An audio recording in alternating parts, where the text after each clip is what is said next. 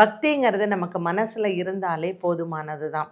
இறைவன் நீங்கள் எப்படி அவரை நினைக்கிறீங்க, எப்படி அவரை அடையக்கூடிய வழியை தேர்ந்தெடுக்கிறீங்க அப்படிங்கிறதான் பார்க்குறாரே தவிர, நீங்கள் இப்படி தான் இருக்கணும் அப்படிங்கிறது எந்த கடவுளும் சொல்கிறதே கிடையாது. இப்போ நீங்கள் ராமர் எடுத்துக்கோங்க, கிருஷ்ணர் எடுத்துக்கோங்க, பிள்ளையார் எடுத்துக்கோங்க. நீ இப்படி தான் என்னை பூஜை பண்ணணும் அப்படின்னு அவங்க சொன்னதே கிடையாது. பட் அவங்களுக்குன்னு ஒரு முறையை நாம் தேர்ந்தெடுத்தோம். ஸோ வேதங்கள் என்ன சொல்லுதுன்னா, நீ உன்னுடைய பக்தி மார்க்கம்னு சொல்கிறது வழி, உன்னுடைய பக்தி மார்க்கத்தை நீ தேர்ந்தெடுத்துக்கோ. வேதத்தில் சொல்கிறது உன்னுடைய வழியில் நீ நேர்மையாயிரு, என்ன செய்கிறாயோ அதை உண்மையாக செய், முழு மனதோடு செய். இந்த மூன்றும் இருந்தாலே நீ இறைவனை அடையலாம் அப்படிங்கிறது தான் வேதமும் சொல்கிறது. நீங்கள் எந்த மதமாக வேணாலும் இருக்கலாம். நீங்கள் ஒரு முஸ்லிமாக இருங்க, கிறிஸ்டியனாக இருங்க, ஹிந்துவாக இருங்க.